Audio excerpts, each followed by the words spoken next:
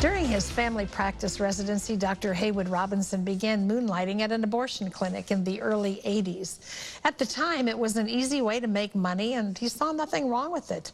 But then he attended a concert that totally transformed his life. Dr. Haywood Robinson is a retired physician. During medical training, he met his wife, Noreen, also a doctor. And after residency, they moonlighted in abortion clinics together. When they realized they were killers of preborn children, they stopped killing babies. Today, Doctors Haywood and Noreen are spokespersons for the pro-life movement and educate others on the horrors of the abortion industry. Please welcome to the 700 Club, Dr. Haywood Robinson. It's so wonderful to have you here. It's a blessing to be here. Thank you. And talk a little bit, if you will, about how you first began performing abortions.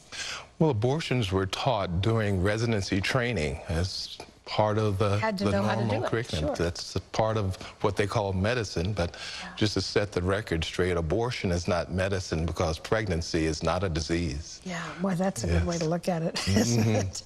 Well, you and your wife, also a doctor, began moonlighting at an abortion clinic. I mean, we hear so many things, we see so many things. What was that experience like for you? Well, doing an abortion in the hospital it's not much different from doing one moonlighting. During my residency training time, there were abortion facilities all over Southern California, and they needed doctors to carry out their work. And so it was very easy money. It's as you're killing a baby, and you get paid for each abortion that you do, and you split that money with the clinic director.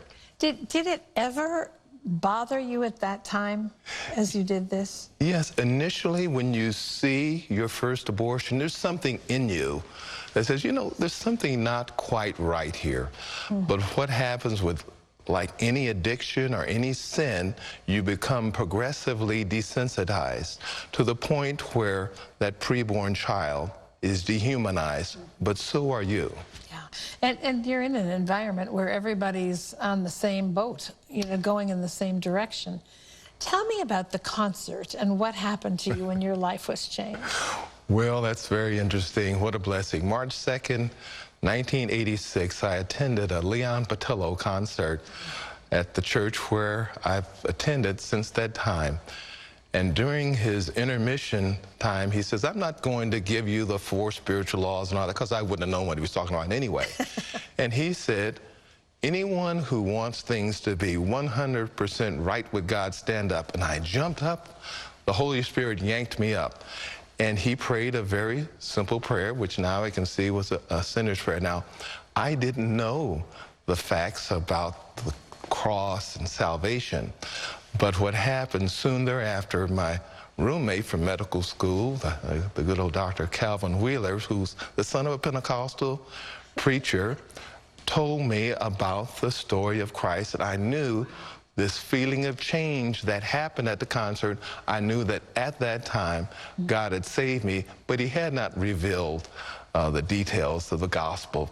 And it was just a beautiful walk since that time. So did this old friend, the son of the pastor, just come into your life at the same time that you had been at the concert? No, Calvin Wheeler, we were roommates in medical school at the University of California, Irvine.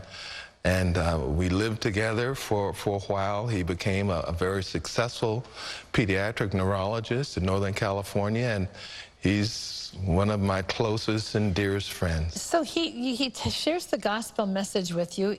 God has planted a desire in you that yanked you up. You wanted to be righteous before God.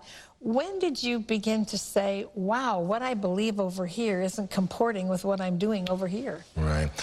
Well, very soon after coming to the Lord, what he did, he highlighted our past in abortion. And he basically put us in the pro-life movement. But what I like to share with people is long before I went to medical school, long before I did my first abortion, I was going to hell. So it wasn't the abortion so much that it's that we all need Christ. And I'm glad that I wasn't persuaded to be pro-life by just logic. Yes. But knowing that I was blind and now I see, but that was for everything. And now Christ is in my life and directing my steps and working in pro-life ministry. I was going to say, you're retired now. You and your wife are both working to expose the abortion industry. How are you doing that? Well, my job, I retired June 28th and took a job 2 days later with 40 Days for Life, which I've been blessed to be a part of since the very beginning. And many people who are listening or watching right now know the story about 40 Days for Life, but through the movie Unplanned. And with Abby Johnson coming out of there at the very first site of our 40 Days for Life campaign, and I'm blessed to say I was there at the very first vigil. 40 Days for Life, how do people get involved in that, and what's its goal? Well, most of the people involved with 40 Days for Life are part of the prayer campaigns. We are going to be starting a campaign very soon, and it's going to last of course, for 40 days. We haven't announced the official number of campaigns, but it's going to be right around 500. Wow. We are in 30 countries. We have 2 new countries that we're adding, the Philippines and India. And Wow. it's all started on 29th Street in Bryan, Texas, Bryan College Station, Texas, where Texas A&M is, and by a young lady by the name of Lauren Gouldy. When she heard that Planned Parenthood was going to build a clinic, she said, we're going to meet. We didn't know what we were going to do, but it eventually became an extremely large ministry, 40 Days for Life. Wow. And it's a blessing. The power of prayer is awesome, awesome, awesome, and we see it because God cannot do that. I mean, man could not do that. I want to say to those of you who are watching and saying, wait a minute, I want to be a part of that. If you'd like more information about 40 Days for Life, just go to cbn.com. We just want to encourage others to stand up for their faith and for righteousness. And also Thank we you. have a website, 40 Days for Life, 40daysforlife.com. And that's where they can find out where their local campaign is, where their closest campaign.